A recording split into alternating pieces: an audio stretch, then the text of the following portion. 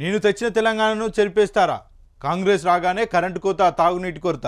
రాష్ట్రంలో శాంతి భద్రతల సమస్య బాధ కలిగిస్తున్నది. అధికారంలో ఉన్నా లేకున్నా ప్రజల కోసం నిలబడాలి. రాష్ట్రంలో నియోజకవర్గాల సంఖ్య 160కి చేరే అవకాశం. ఇక ఈసారి అధికారంలోకి వస్తే 15 ఏళ్ల పాటు బీఆర్ఎస్ఏ. త్వరలో అన్ని స్థాయిల్లో పార్టీ కమిటీల నిర్మాణం. కేసీఆర్ రాజకీయాల్లో ఉన్న వాళ్లకు సౌజన్యం, గాంభీర్యం ఉండాలని, అలా కాకుండా కొందరు కేసీఆర్ అన్న వాళ్ళను చెరిపేస్తామంటున్నారని, కేసీఆర్ తెలంగాణ తెచ్చిండు కాబట్టి మరి దానిని కూడా చెరిపేస్తారని బీఆర్ఎస్ పార్టీ అధినేత కేసీఆర్ ప్రశ్నించారు. బీఆర్ఎస్ మళ్ళీ అధికారంలోకి వచ్చి మరో 15 ఏళ్ళు ఉంటుందని ధీమా వ్యక్తం చేశారు. అధికారంలోకి వచ్చి పిచ్చి పనులు చేసి ప్రజలతో అనిపించుకునే లక్షణం కాంగ్రెస్ కు సొంతమని ఎద్దేవా చేశారు. గతంలో ఎన్టీఆర్ పాలన తర్వాత అలాగే జరిగిందని గుర్తు చేశారు. బీఆర్ఎస్ పార్టీ జెడ్పీ చైర్మన్లతో మంగళవారం ఎర్రవెల్లిలోని వ్యవసాయ క్షేత్రంలో కేసీఆర్ ఆత్మీయ సమావేశం నిర్వహించారు.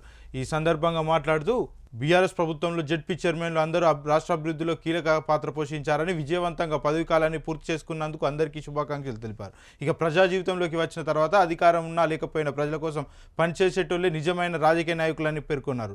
10 ఏళ్ల బీఆర్ఎస్ పాలనలో అన్ని సవ్యంగా నడిచాయని తెలిపారు. కాంగ్రెస్ అధికారంలోకి వచ్చిన తర్వాత కరెంటు, తాగునీటి ఇబ్బందులతో పాటు శాంతి భద్రతల సమస్య తలెత్తే మత కల్లోలాలు చెలరేగడం బాధ కలిగిస్తుందని ఆవేదన వ్యక్తం చేశారు. అప్పుడున్న అధికారులే ఇప్పుడు ఉన్నారని, మరి శాంతి భద్రతల సమస్య ఎందుకు వస్తున్నది ఆలోచించాలని కోరారు. గతంలో ఏ ప్రభుత్వాలు చేయని అభివృద్ధిని 10 ఏళ్లలో బీఆర్ఎస్ ప్రభుత్వం చేసి చూపిందని పేర్కొన్నారు. ఇక పార్టీ నాయకులకు సృష్టించింది కానీ నాయకుల పార్టీని సృష్టించారని, మంచి యువ నాయకత్వాన్ని తయారు చేస్తామని చెప్పారు. అత్యున్నత పదవులు అనుభవించి పార్టీని వీడుతున్న వారిని ప్రజలు కూడా అసహించుకుంటున్నారని తెలిపారు. తాము అధికారంలోకి వచ్చాక గతంలో వైఎస్ అమలు చేసిన ఆరోగ్యశ్రీ, ఫీజు రియంబర్స్మెంట్ పథకాలను పేర్లు మార్చకుండా ఇంకా బాగా అమలు చేశామని గుర్తు చేశారు. ఇక రెండేళ్లలో నియోజకవర్గాల పునర్విభజన. తెలంగాణ వచ్చే నాటికి చెట్టుకొకడు పుట్టకొకడు అయ్యిండనే బాధ వ్యవసాయాన్ని స్థిరీకరణ చేయాలని రైతు బంధు పథకాన్ని ప్రవేశపెట్టి రైతులందరికీ అందించామని కేసీఆర్ వివరించారు. ఇక అనేక రకాల కారణాలతో కాంగ్రెస్ ప్రభుత్వం ఇప్పుడు పథకానికి ఎగనామం పెట్టాలని చూస్తున్నదని ఆరోపించారు. రైతులు ఏడాది పొడవునా పంటలను సాగు చేస్తున్నారని పేర్కొన్నారు.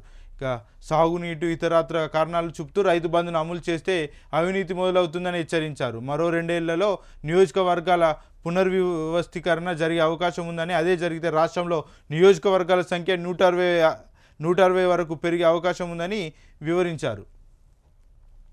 అప్పుడు మహిళలకు కూడా ఎక్కువ అవకాశాలు వస్తాయని చెప్పారు. తెలంగాణ పునర్నిర్మాణం ఇంకా జరగాల్సి ఉన్నదని, ఈసారి బీఆర్ఎస్ తరఫున ఎవరికి బీఫామ్ దక్కితే వాళ్ళదే విజయం అని పేర్కొన్నారు.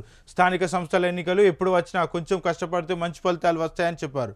పార్టీ అన్ని స్థాయిలో కమిటీల ఏర్పాటు ప్రక్రియను త్వరలో పూర్తి చేసుకుంటామని పేర్కొన్నారు. సోషల్ మీడియాను కూడా పటిష్టంగా తయారు చేస్తామని చెప్పారు. బంగ్లాదేశ్లోని అష్మి అనే ప్రొఫెసర్ పేద మహిళల కోసం 71,000 పొదుపు సంఘాలను ఏర్పాటు చేసి వారిని ఆదుకున్న విధానం గురించి, జీరో పొల్యూషన్ నగరాల్లో అక్కడి మేయర్లు ప్రజల్లో మమేకమైన విధానం గురించి కేసీఆర్ వారికి వివరించారు. ఇక జెడ్పీ చైర్మన్లను సన్మానించిన కేసీఆర్ రాష్ట్రంలో బీఆర్ఎస్ జెడ్పీ చైర్మన్లను పార్టీ అధినేత కేసీఆర్ ఎర్రవెల్లిలోని తన నివాసంలో శాల్వా కప్పి సన్మానించారు. కుటుంబ సభ్యులతో కలిసి సమావేశానికి హాజరైన జెడ్పీ చైర్మన్లు కేసీఆర్తో ఫోటోలు దిగారు. ఈ సందర్భంగా కేసీఆర్ వారిని పేరున పలకరించారు. ఆయా జిల్లాలో జరిగిన అభివృద్ధిలో భాగం పంచుకున్నందుకు అభినందించారు. ఇక పార్టీ వర్కింగ్ ప్రెసిడెంట్ కేసీఆర్ ప్రతి ఒక్కరిని పలకరిస్తూ యోగక్షేమాలు అడిగి తెలుసుకున్నారు. సమావేశం అనంతరం జెడ్పీ చైర్మన్లు అందరికీ యాదాద్రి ప్రసాదంతో పాటు జ్ఞాపికలను కేటీఆర్ అందజేశారు. ఇక కుటుంబ సభ్యులతో కలిసి కేసీఆర్ కలవడం సంతోషంగా ఉందని జెడ్పీ చైర్మన్లు ఆనందం వ్యక్తం చేశారు. సమావేశంలో నాయకులు వేముల ప్రశాంత్ రెడ్డి, జగదీష్ రెడ్డి, మాజీ ఎమ్మెల్యేలు జీవన్ రెడ్డి, బాల్క సుమన్, గంట్ర వెంకటరమణారెడ్డి, పైల శేఖర్ రెడ్డి, చిరుమర్తి లింగయ్య, పార్టీ సీనియర్ నేతలు గ్యాదరి బాలమల్లు, మారెడ్డి శ్రీనివాస్ రెడ్డి, వంటేరు ప్రతాప్ రెడ్డి, జెడ్పీ చైర్మన్లు జనార్దన్ రాథోడ్, కోరపల్లి విజయలక్ష్మి, దాదన్నగారి విఠలరావు, దఫేదార్ శోభా, దావా వసంత సురేష్, పుట్ట మధుకర్, కనుమల్ల విజయ, న్యాలకొండ అరుణ, పట్లుల్ల మంజుశ్రీ, ర్యాకల హేమలత, వేలేటి రోజారాణి, శాంతకుమారి, బండ నరేందర్, గుజ్జు దీపిక, ఎలిమినేటి సందీప్ రెడ్డి, అంగోతు బిందు, గండ్ర జ్యోతి, మారేపల్లి సుధీర్ కుమార్, జక్కు శ్రీహర్షిని, బడే నాగజ్యోతి, లింగాల కమల్ రాజ్ తదితరులు పాల్గొన్నారు.